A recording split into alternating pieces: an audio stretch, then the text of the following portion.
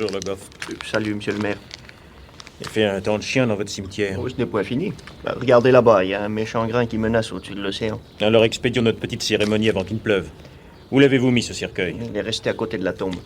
Si vous voulez bien me suivre.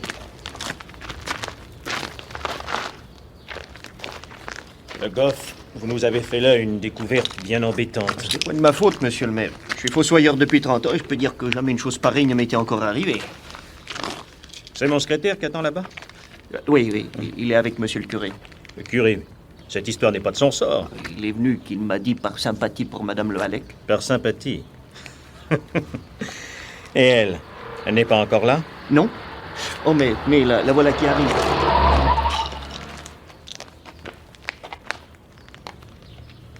Bonjour, madame. Bonjour. Je ne vous fais pas mon compliment. Savez-vous que le portier voulait empêcher mon chauffeur de rouler dans le cimetière? Il est nouveau, madame, excusez-le. Il ignorait que pour vous, il n'y a pas de règlement. Eh ben, il me semble. Je dépense assez d'argent pour tous vos pauvres. D'abord, une ville bien administrée ne devrait pas avoir de pauvres. Tiens, monsieur le curé, qu'est-ce que vous venez faire ici? Bien, chère madame, bonjour. Bonjour. J'ai tenu à être auprès de vous pour vous assister au cas Ou je mourrais d'émotion. Oh. Vous saurez que j'ai vu mon premier mort à l'âge de 8 ans et que j'ai éclaté de rire. C'est vous dire qu'à 70 ans, rien ne me fait peur. Alors, c'est ça le fameux cercueil? Oui, madame. Ouais, sapin et poignée de fer. Messieurs, dans la famille Le Hallec, on enterre dans du chêne verni et avec des poignées d'argent, vous devriez le savoir. Certes, mais il faut bien que l'on constate officiellement... Bon, alors, ouvrez-nous ça et qu'on en finisse. Permettez d'abord à mon secrétaire de lire le procès-verbal. Ah, toutes vos balivernes. Chère bonne madame, je vous ai fait mettre une chaise à l'abri du vent. Asseyez-vous, bon. je ne serai pas long. Merci. Lecture du procès-verbal exposant les faits. Le 15 avril dernier, Madame Veuve Le Hallec, industrielle en conserverie à Saint-Jean-l'Océan, Finistère, a demandé l'ouverture de son caveau pour qu'il soit procédé à des réductions de corps. En ouvrant le dit caveau, le fossoyeur Le Goff y a trouvé non seulement les 12 cercueils inscrits sur les registres officiels, mais encore un 13e sans plaque d'identité et de provenance inconnue. L'enquête qui a suivi cette découverte n'ayant donné aucun résultat, le dit cercueil va donc être ouvert pour tenter d'identifier la personne défunte. Ceci en présence de Madame Le Hallec, de Loïc Angoulven, maire de Saint-Jean, et de son secrétaire Yvon Calvès. Vous êtes bien d'accord, madame? Je ne cours pas les cimetières pour m'amuser. Si je suis là, c'est que je suis d'accord. Parfait. Fossoyeur, veuillez ouvrir ce cercueil.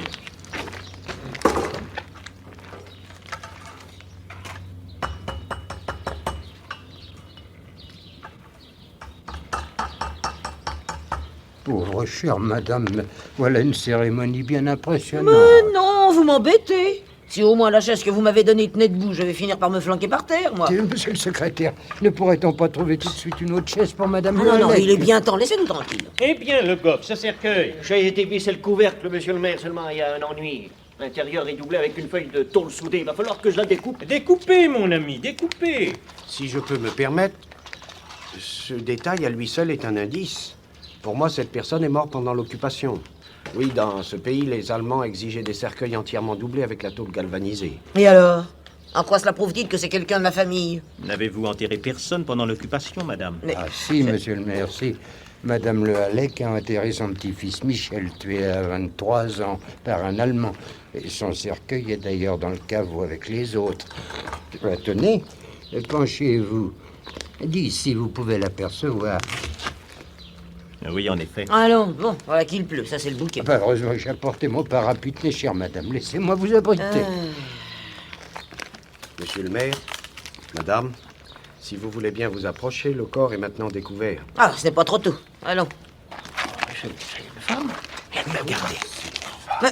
Mais ma parole, elle porte une robe du soir. Oui, oui, c'est vrai. Ah, et en satin bleu pâle et décolleté. Ah, ça fait sérieux pour une morte. Et ces petits souliers de balle.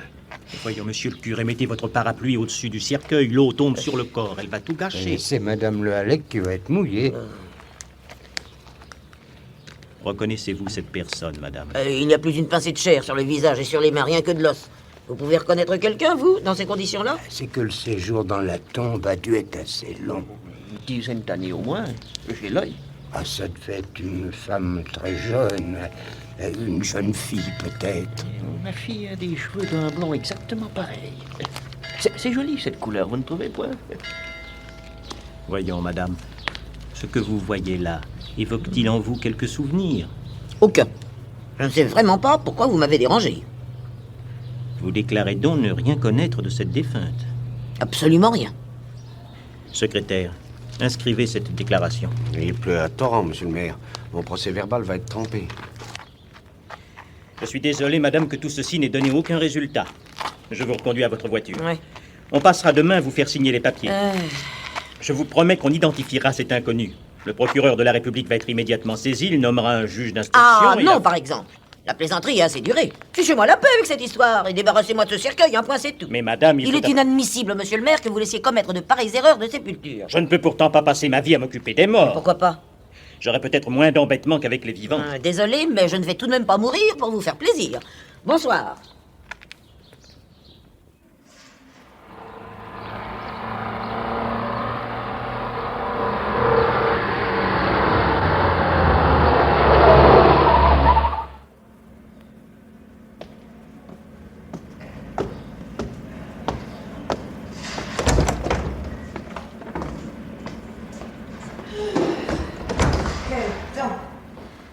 Personne ne m'a demandé, Pierre?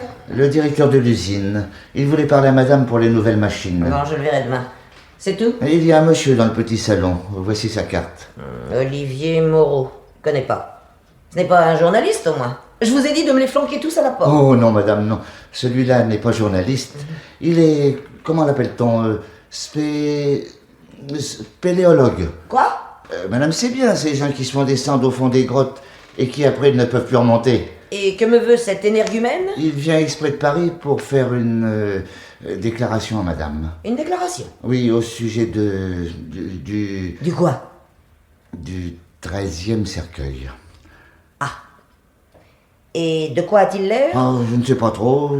Il a une petite barbe, l'œil pointu et les poches bourrées de pipes. J'y vais. Madame ne veut pas que je reste à proximité. Si par hasard... Rassurez-vous, Pierre. Personne ne m'a jamais fait peur. Monsieur?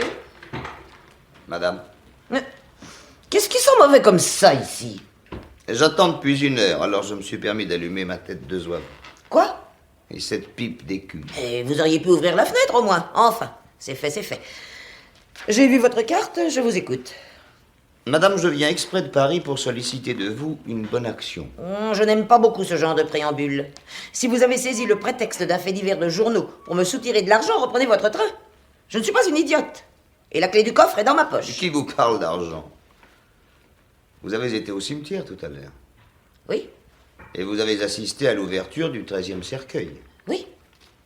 Avez-vous reconnu cette jeune fille? Ah, parce que vous savez, vous, que c'est une jeune fille. L'avez-vous reconnue? Non. Où voulez-vous en venir? À ceci, madame. Je vous demande solennellement de laisser ce cercueil dans votre caveau. De quel droit me demandez-vous une pareille énormité? Parce que c'est moi qui l'y ai mis. Vous? Pourquoi? Parce que cette morte est Pascaline Aubertin, vous l'avez très bien connue. Je ne sais absolument pas de qui vous parlez. Bien, soyez raisonnable. J'aurais tellement préféré repartir en paix sans avoir à réveiller des morts. Je vous répète que je n'ai pas connu cette personne. Écoutez-moi. Puisque dans votre caveau, on doit procéder à des réductions de corps, vous allez faire en sorte que les restes de Pascaline Aubertin soient déposés dans le même réceptacle que ceux d'un certain autre mort de votre famille. De qui? Je suis étonné qu'il me faille préciser. Je veux parler de votre petit-fils Michel, tué à 23 ans par un Allemand. Mais- Michel et Pascaline s'aimaient, madame, vous devriez vous en souvenir. Bien, j'ignore absolument toute cette histoire et je me demande à quel titre vous intervenez ici avec cette espèce d'insolence. Michel était mon ami le plus intime, j'étais comme son frère. Vous? Allons donc, je ne vous ai jamais vu. Mais parce que vous n'avez pas connu les amis de votre petit-fils. Vous avez tout ignoré de sa vie, du moins tout ce qui pour lui avait de l'importance. Ah, si vous l'aviez aimé. Mais vous n'aimez personne. Je ne vais tout de même pas me laisser juger par un galopin de votre âge. Des juges de 35 ans, madame, cela se voit couramment, ils ne sont pas forcément spécialisés dans les tribunaux pour enfants. Sortez, monsieur. Mais je préfère m'asseoir. Oh, ça. Nous parlions de votre petit-fils. Continuons. Vous le terrorisiez. Oh, bien sûr, il fallait qu'il travaille, ce jeune homme. Pour vous, avoir des amis, rire, aimer, tout ça était de l'improductif. Seul comptait le chiffre d'affaires des conserveries Le Halec. Vous êtes femme et vous êtes resté fidèle à un seul parfum. Celui de la Saumure. dans laquelle chez vous on coupe le cou à 20 000 sardines par jour. Votre fils, le père de Michel, vous l'avez tué au travail. Et quand à 16 ans, le petit est devenu orphelin, vous l'avez arraché à sa mère pour le dresser. Eh, parle. C'est l'héritier du nom, il fallait qu'il fût digne de la plus puissante famille industrielle de la région. Dût-il en crever, lui aussi? Je vais vous jeter dehors. Non, parce que maintenant vous êtes trop curieuse de ce que je pourrais vous apprendre. Ne pressentez-vous pas que sur bien des points j'en sais plus que vous? Oui, je sais même des choses que vous avez soigneusement enfouies au tréfonds de vous-même. Vous êtes sorcier? Non. Spéléologue, oui. Les profondeurs cachées de la terre et des âmes sont souvent de la même substance. Elle m'intéresse plus qu'elle ne m'attire, croyez-moi. Car je n'oublie pas qu'il y a aussi du ciel bleu, ce ciel bleu qui convenait si bien à Michel et Pascaline parce qu'ils étaient deux enfants purs. Ils m'avaient choisi pour confident de leur joie et de leur peine. D'eux, j'ai tout connu et leur histoire fut une pauvre histoire d'amour. Pas possible. Oui. Ça avait commencé en 39, par une belle nuit de juillet. J'avais, à votre insu, entraîné Michel au bal que donnaient les deux Kerdrek pour les 20 ans de leur fille Joël.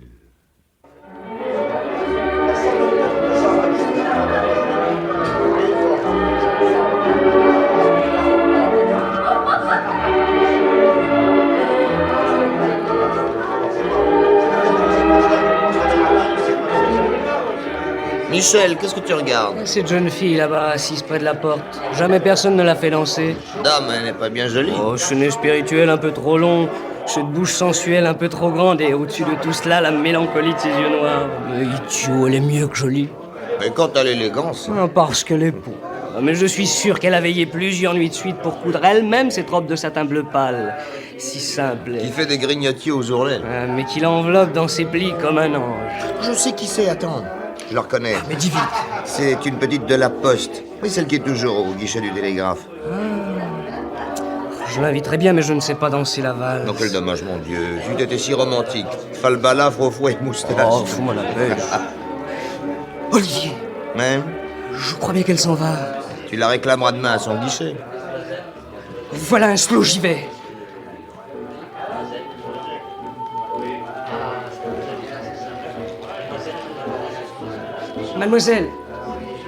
Mademoiselle, voulez-vous me permettre? Je partais. Ah, vous n'allez pas me faire ça, on est ici pour danser, allez, venez. Oh, mais vous êtes brutal. Oh, affreusement, mais vous n'avez pas l'air de vous douter que dans tout danseur, il y a l'homme préhistorique. Vous dites? N'êtes-vous pas obligé de vous laisser saisir par les mains du premier venu? Aujourd'hui, on n'enlève plus sur un cheval, on entraîne dans un passo doble. C'est du rap en musique. Dorénavant, je me méfierai.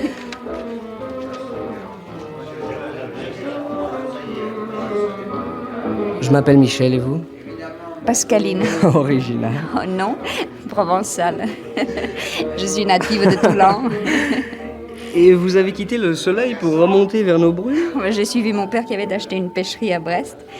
Il était marin. Marin? Si vous saviez comme je l'envie. Il est mort il y a 2 ans. Je vous demande pardon. Mais d'abord, pourquoi partiez-vous si vite? Je n'ai pas encore l'âge de faire tapisserie. Mais parmi tous ces gens, vous ne connaissez personne? Joël est une amie de pension, elle a cru me faire plaisir en m'invitant. Mais depuis la mort de mon père, tant de choses ont changé. J'ai perdu ma mère toute jeune. Je reste seule avec une petite sœur et comme il faut vivre, je suis devenue fonctionnaire.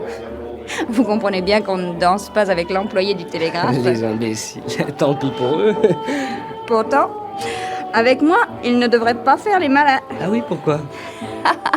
Parce que c'est moi qui reçois et qui expédie leurs dépêches. Si vous saviez ce que peut dissimuler un langage télégraphique, ils ont beau écrire en petit nègre comme des sauvages, je les lis en clair, moi, leurs petites passions inavouées. Oh, pardonnez-leur, car ils savent très bien ce qu'ils font. Vous avez raison. Le dégoût de soi-même est aussi un châtiment. Venez sur la terrasse. Oui, l'air y est plus pur.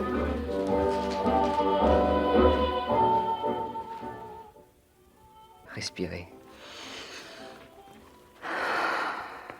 Brise marine sur fond d'acacia.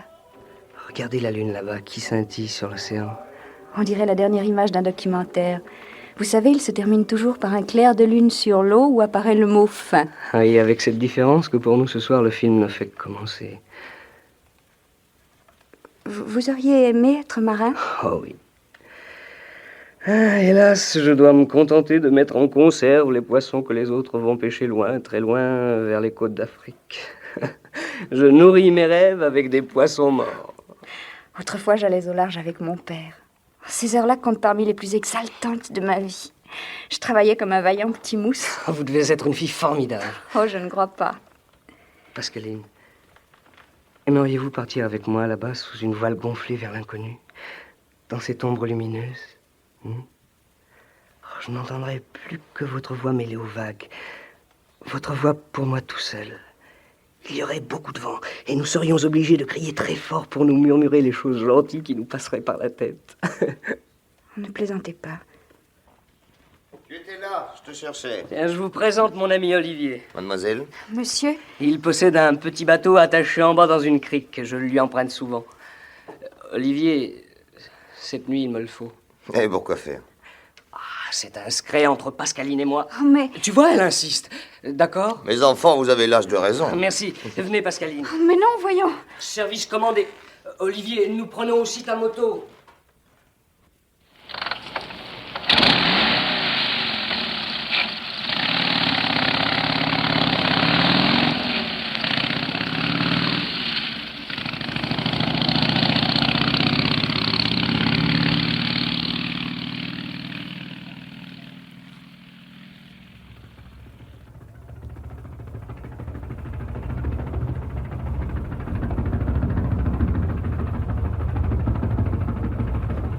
Là, nous sommes assez loin de la côte. Naviguons à la voile, voulez-vous? Mais il n'y a pas de vent. Eh bien, nous l'attendrons.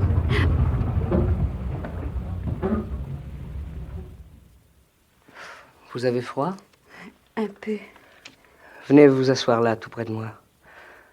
Ah, puis d'abord, une robe de soirée, ce n'est pas une tenue pour un marin. Nous sommes deux fous. Mais heureusement. Ça, qu'est-ce que c'est? Une radio? Oui. On peut? Oh, si vous me préférez une chanson de Maurice Chevalier.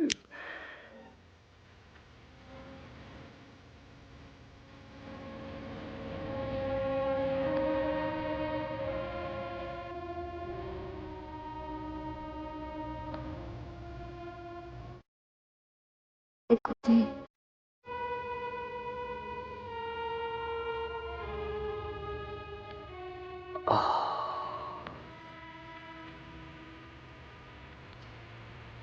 Le prélude de Tristan.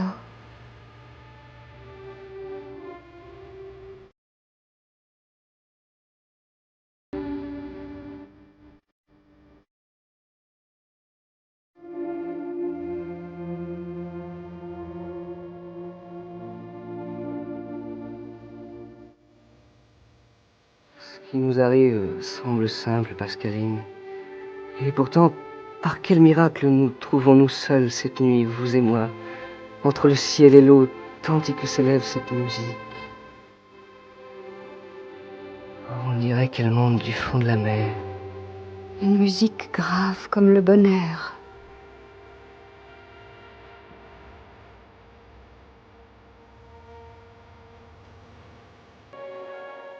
Oh, n'est-ce pas un de ces moments où l'on aimerait mourir? Mourir? Oh non, Michel, vivre. Vivre.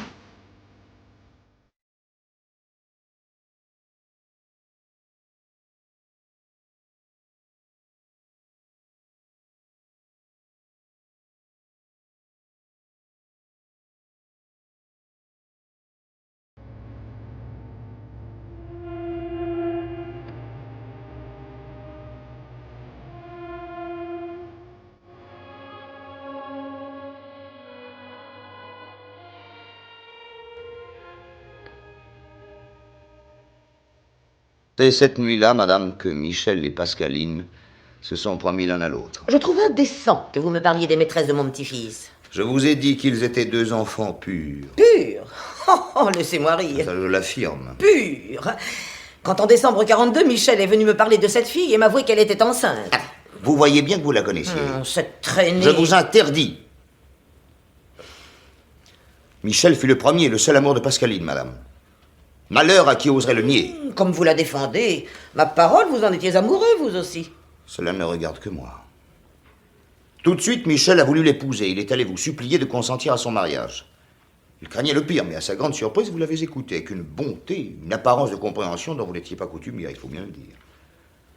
Peut-être à ce moment-là étiez-vous sincère et touché que ce fût à vous la première qu'il parla plutôt qu'à sa mère. Non, une pauvre imbécile que j'avais neutralisée en la jetant dans les bras d'un gigolo.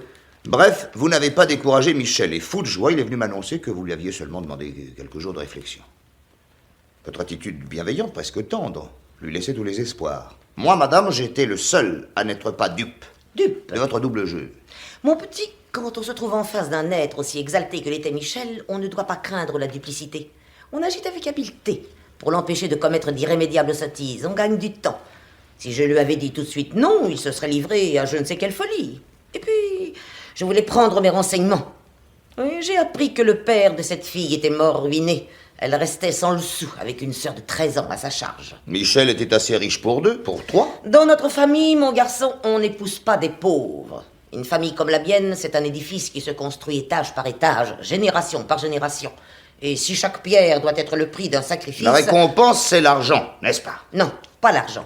L'orgueil. Et c'est là un plaisir qui a la pureté du diamant. Oui, du diamant bien dur, bien glacial et qui coupe. Avec leur sensiblerie de raté, les petites gens ne comprendront jamais. Vous me blâmez. Saviez-vous seulement que cette Pascaline était gravement malade? Oui. Elle souffrait depuis l'enfance d'une endocardite aiguë. Dans son état, un rien pouvait la faire mourir. Et c'est ça qui serait entré dans ma famille? Ah, non, tout de même. Alors j'ai cassé le fil avec mes dents. Et je n'ai pas hésité sur le choix des moyens. Dites? Non, ça ne vous regarde pas. Après tout, si. Vous avez été le seul à comprendre que je jouais double jeu. C'est une opinion flatteuse. Et l'on ne flatte pas en vain une Le Hallec. Vous allez maintenant apprécier ma technique. J'en suis sûr. Le surlendemain de son aveu, j'ai envoyé Michel à la commandanture de Brest pour y régler une affaire de l'usine. Et sachant qu'il ne rentrerait que dans la nuit, je suis allé sonner chez cette fille. Il était 6 heures du soir. Mademoiselle Aubertin? C'est moi, madame. Je suis la grand-mère de Michel. Mon Dieu, entrez, madame. Excusez-moi de vous recevoir dans ce négligé si j'avais su, mais je viens de rentrer de mon travail, je m'étais sentie fatiguée, je m'étais étendue. Oui, vous êtes une grande malade, je le sais. Moi? Et puis, dans votre position actuelle, je comprends très bien. Asseyez-vous, madame. Je vous remercie. Quelle joie pour moi de vous connaître. Michel m'a tant parlé de vous. Je sais qu'avant-hier, vous avez été si bonne pour lui, pour nous. Votre petite sœur est bien à son cours d'anglais, comme chaque vendredi? Oui, comment le savez-vous? Je suis bien renseignée. Nous avons donc largement le temps de causer seul à seul. Je vous écoute. Mademoiselle, ce que j'ai à vous dire est assez... Enfin, je voudrais essayer de ne pas vous faire trop de peine. Michel a eu un accident? Non, il va très bien, rassurez-vous. Il m'a chargé d'une mission qu'il n'a pas eu le courage de remplir lui-même. De quoi s'agit-il? Voilà. Il a longuement réfléchi et, tout bien pesé, il estime que son mariage avec vous est impossible. Comment? Il songe, comme vous auriez dû le faire vous-même d'ailleurs, à la différence de situation qui vous sépare. Mais puisqu'il m'aime. Voici plus de 3 ans que dure votre aventure et vous y croyez toujours. Mais... Ma pauvre petite. Et vous avez dû offrir trop d'amour à notre Michel et il s'en est lassé. N'est-ce pas la règle? Les hommes sont des conquérants, riches seulement de ce qu'ils n'ont pas encore. Après, c'est comme s'ils n'avaient rien eu. Michel est ma vie, madame. Je suis la sienne. Et ensemble, nous en avons créé une autre. Nous avons tracé notre route, droite, simple. Il n'y a plus qu'à la suivre. Je ne vois pas qu'entre lui et moi, il y ait place pour le moindre malentendu. Et pourtant... Oh, il a du mal s'exprimer et vous n'avez pas compris. Une lâcheté d'homme, mademoiselle, cela se comprend, fût-ce à demi-mot. Je ne vous crois pas. Je veux qu'il me parle lui-même. Je veux entendre de sa bouche les mots risibles que vous lui prêtez. Il ne viendra plus. Je ne vous crois pas. Pouvez-vous seulement me montrer une lettre de lui, le moindre papier? Oui. J'attends. Voici. Un chèque. La somme est jolie, n'est-ce pas? Ravissante. Il a tenu à se conduire en galant homme. J'espère qu'après une rupture aussi largement défrayée, vous aurez assez de dignité pour ne plus jamais le revoir. Quitter le pays, même, serait préférable. Je regrette, madame. Reprenez ce chèque. Pour moi, il n'est pas une preuve. Contesteriez-vous l'authenticité de la signature? Oh, non, non, non. Non, mais le libellé n'est pas de la main de Michel. Mon nom et la somme ont été imprimés à l'aide d'une machine qui perfore le papier précisément pour prévenir les faux. C'est de l'ironie. Je ne vous comprends pas. Il vous a été si facile, sous n'importe quel prétexte commercial, de demander à Michel de vous signer les chèques en blanc. Il ne s'est pas méfié, lui. Avec moi, vous n'avez pas de chance. Le coup est manqué. Je vous jure que... Dites-vous une fois pour toutes que je crois en Michel et que je suis bien décidée à défendre ce qui m'appartient. Ah, vous vous attendiez peut-être à trouver une petite victime pleurante et gémissante. Il y a erreur sur la personne, voilà tout. Je vous briserai. De la haine. À la bonne heure. Nous voici enfin sur un terrain solide. Mais je tiens à vous rassurer tout de suite. Je n'ai pas fait les sordides calculs que vous supposez. Et je serais désolée d'épouser sa famille. Quoi, vous renoncez à Michel? À lui? Ah non. Mais ce que vous ignorez, c'est que depuis la mort de son père, il vous a reniés tous. Et quand il apprendra le petit trucage auquel vous venez de vous livrer, le fil qu'il retenait encore à vous sera définitivement rompu. Je le convaincrai. Vous n'en aurez pas le temps. Demain, nous serons partis. Partis? Après votre conversation de l'autre jour, vous aviez regagné le cœur de Michel. Ah oui, il s'était accusé de vous avoir méconnu, retrouvant d'un coup les sentiments naturels d'un petit-fils pour la bonne grand-mère que vous auriez dû être. Mais votre refus, nous l'avions tout de même prévu. Et dans ce cas, nous nous sommes jurés de fuir. Vous soyez tranquille, madame. Nous saurons être heureux ailleurs et sans vous. Trop tard. Pourquoi? Michel est parti pour un très long voyage. Vous mentez! Il est à Brest. Il est venu m'embrasser en passant, joyeux et si confiant dans l'avenir. Oh ça, madame, il y a des accents qui ne trompent pas. J'irai l'attendre cette nuit. Il ne passera pas votre porte, je l'emmènerai. Il n'osera pas me fausser compagnie. Je suis sa femme. Il n'abandonnera pas l'usine. Oh, mais ce n'est pas le centre du monde. S'il abandonne l'usine, eh bien, je le ferai arrêter. Qu'est-ce que vous dites? Je le ferai arrêter sous n'importe quel prétexte. Je vous jure que vous ne l'aurez pas. Oh, c'est monstrueux. Concevez-vous ce que représente en pleine occupation l'arrestation d'un garçon de 23 ans par une police soumise aux Allemands? Taisez-vous. Vous saurez qu'on ne me résiste pas, à moi. Prenez garde, Michel a des amis qui seraient prêts à tout pour le venger. Je ne crains personne. Allez-vous-en. Je n'hésiterai devant rien pour vous faire souffrir. Allez-vous-en. Car vous n'êtes qu'une petite saleté, entendez-vous? Une petite saleté. Quoi? Elle se trouve mal? Allons, un peu d'énergie, que diable! C'était une syncope. Oui. Elle était tombée de tout son long sur le plancher.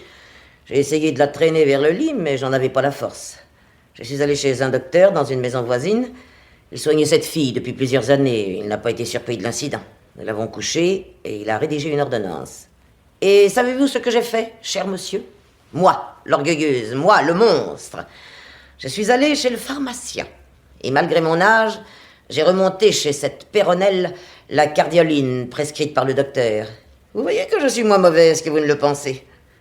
J'ai trouvé en larmes la petite sœur qui venait de rentrer. Je lui ai remis le flacon et je suis reparti. Depuis, je n'ai jamais plus entendu parler de Mademoiselle Aubertin. Je suis confondu devant le luxe de détails que vous venez d'accumuler en me racontant cette scène. Et j'y ai pris plaisir, n'en doutez pas. Les médecins appellent cela de l'exhibitionnisme. Décidément, vous commencez à me plaire. La vie est si monotone. Je ne suis entouré que de chiffres molles et de pieds plats. Vous, au moins, votre conversation tient en éveil. Et j'ai encore largement de quoi vous tenir les yeux grands ouverts. Allez. Savez-vous ce qui s'est passé au cours de la nuit qui suivit cette scène atroce? Non.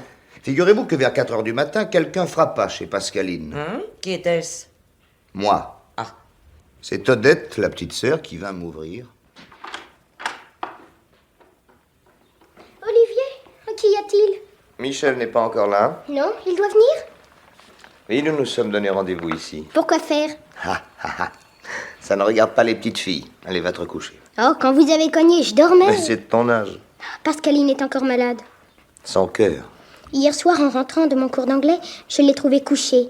Elle était très faible. Il y avait auprès d'elle la grand-mère de Michel. Madame Le Hallec? Oui. Qu'est-ce qu'elle faisait là? Elle était venue pour lui parler, et au cours de leur conversation, Pascaline a eu une syncope. Cette dame a été très gentille avec moi. Elle m'a remis une petite bouteille de cardioline qu'elle avait été chercher chez le pharmacien, et elle m'a dit d'en donner à ma sœur pendant la nuit toutes les 2 heures. Tu n'y as pas manqué, j'espère. Oh non, j'ai bien fait, parce qu'à minuit, Pascaline avait l'air beaucoup mieux, et elle s'est endormie. Alors, à 2 heures du matin, quand j'ai vu qu'elle était bien calme, je n'ai pas osé la réveiller, et je me suis recouchée. Je vais voir si elle n'a besoin de rien. Oh, vous allez la réveiller. Peut-être nous a-t-elle entendu.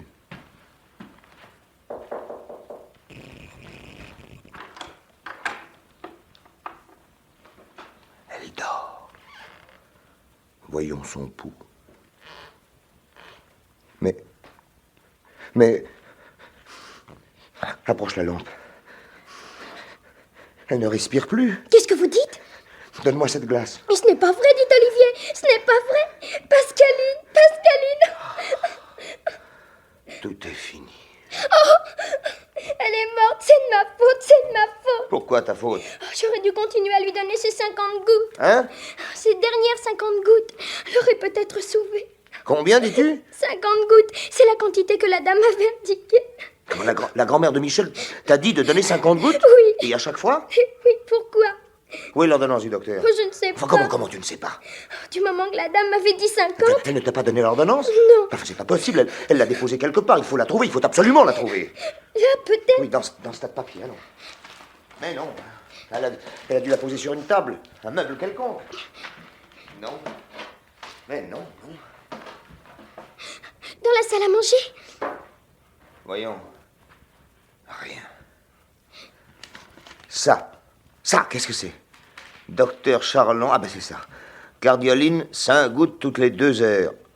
Et le docteur a ordonné 5 gouttes, entends-tu, pas 50? Je jure que la dame m'a dit 50, je le jure. À cet instant, madame, j'ai eu la conviction qu'Odette ne mentait pas. En vous servant de cette petite fille, vous veniez de réussir là un crime parfait. Moi?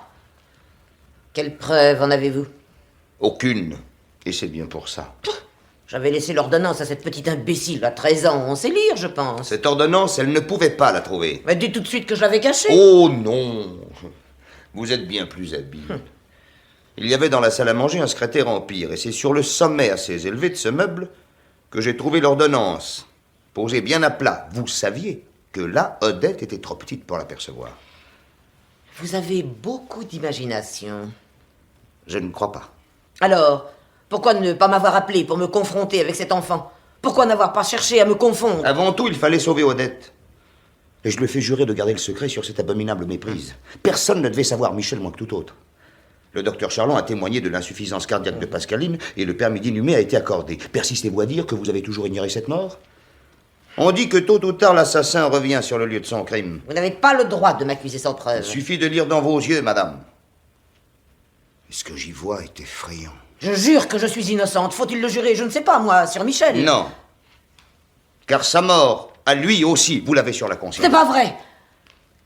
À l'aube qui suivit la mort de Pascaline, Michel a été tué rue Saint-André par une balle allemande alors qu'il rentrait à la maison. C'était une erreur et les occupants sont venus eux-mêmes s'en excuser auprès de moi. Une erreur? Ouais. Oui, c'est la version soutenue par les Français pour donner le change. Il avait un Ausweis, il était en règle. Mais une fois de plus, vous mentez, en feignant encore d'y croire. Soutiendrez-vous que vous n'avez pas su à la Libération quelle avait été l'activité de Michel de 1941? Il avait créé un réseau, il était notre chef. Exalté, avez-vous dit? C'était au contraire avec un courage tranquille qu'il avait su galvaniser nos jeunes forces et avoir raison des plus timides. Nous l'aimions et nous aurions donné notre vie pour lui. Je vous ai dit que je devais le retrouver chez Pascaline vers 4 heures du matin. Il arriva à 4h30. C'est moi qui lui ouvris et tout de suite, sans remarquer mon visage bouleversé, il se mit à m'expliquer la mission qui motivait notre rendez-vous. Écoute, au 18 de la rue Saint-André, il y a une maison d'un étage qui a été réquisitionnée par les Allemands. Ouais. Elle est habitée par le commandant Kaufmann et son ordonnance. À cette heure-ci, ils sont tous les deux à la commandanture en train de fêter l'anniversaire du colonel. Ils ne rentreront pas avant l'aube. La maison est vide, c'est le moment. Qu'est-ce qu'il faut faire? Kaufmann est revenu de Rennes vers minuit avec des documents sur le débarquement en Angleterre. Avant d'aller à la commandanture, il est passé chez lui pour déposer sa serviette dans le bureau du premier étage. J'ai les clés, je monte, je fauche sa serviette et je file.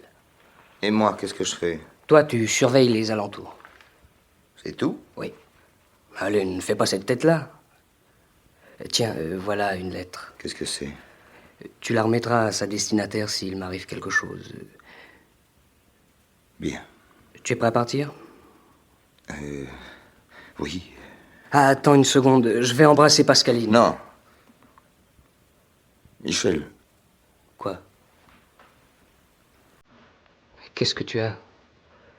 Allons, parle. Qu'y a-t-il?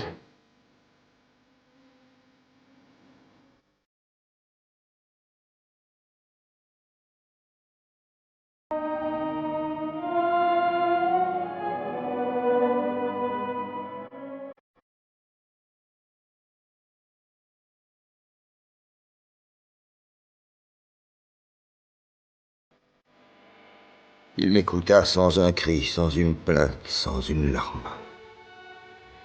Quand il contempla le cadavre de Pascaline, je compris que, dès cet instant, sa vie à lui aussi s'en était allée.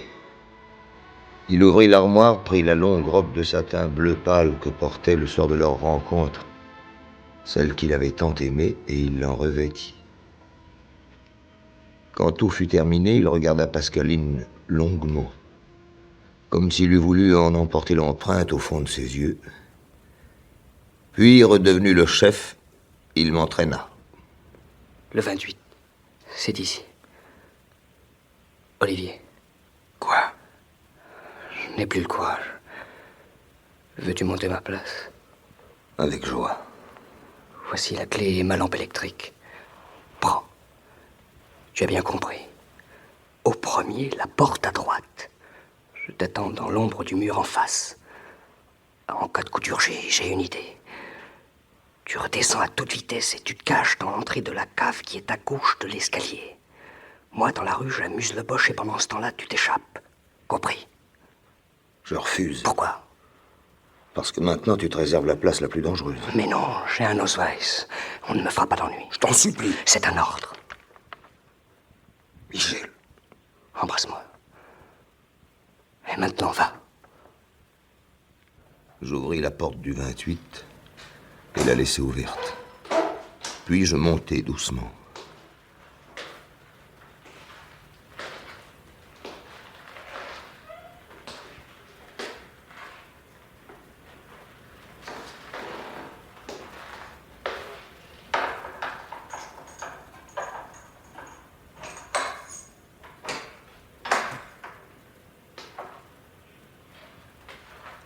Arrivé au premier, j'ouvris la porte du bureau.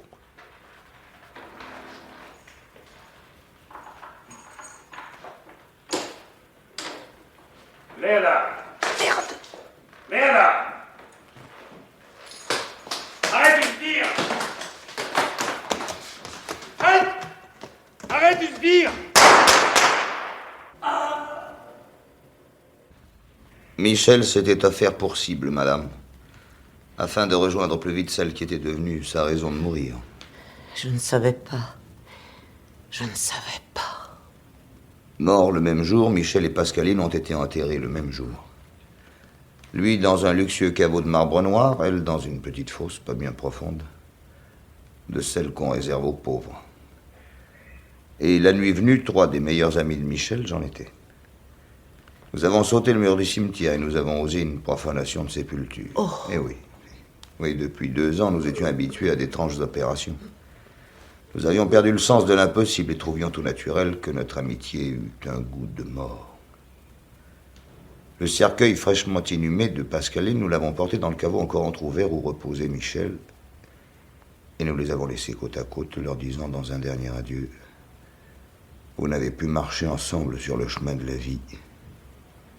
Vivez maintenant l'un près de l'autre votre éternité. Et Odette? Elle seule pouvait réclamer le 13e cercueil, mais elle ignore tout de ce qui s'est passé. Et vous la laissez prier sur une tombe vide? Oui. Oh, c'est un abus de confiance, de l'escroquerie sentimentale. Quand une prière monte vers le ciel, c'est pour le repos d'une âme.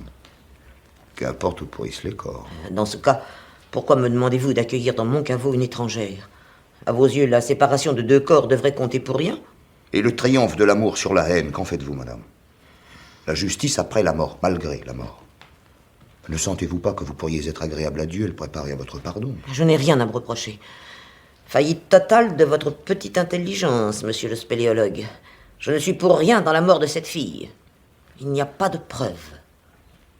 Dites tout de même aux autorités que, tant qu'on ne viendra pas réclamer ce 13e cercueil, vous entendez lui réserver les droits sacrés de l'hospitalité. Les étendre aux morts n'est pas un péché que je sache. Mais l'on vous obéira. Je ferai ce que je voudrais. Alors c'est Dieu qui vous jugera. Un dernier mot. Vous vous souvenez que chez Pascaline, avant de partir pour notre mission, Michel m'avait remis une lettre. Oui. Elle était pour vous. Mais Pascaline morte, je l'ai estimée sans objet. Aujourd'hui, je crois qu'elle a repris son entière signification. Je vous la laisse. Adieu, madame. Une lettre.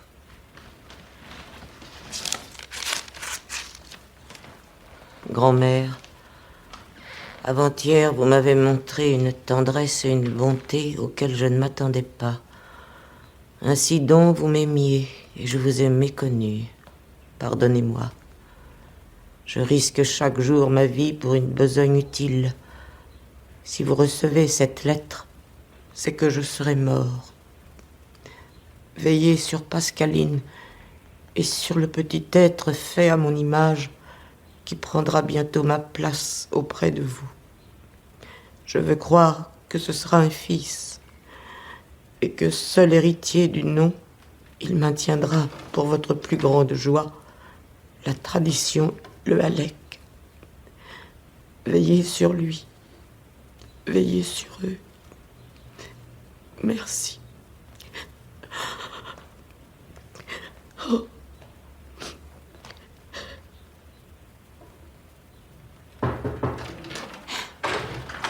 Qu'est-ce que c'est? Le dîner, madame. Je ne dînerai pas. Madame pleure? Ce soir, Pierre, je me sens vieille. Définitivement vieille. Et si seule. Allez. Bonsoir, madame.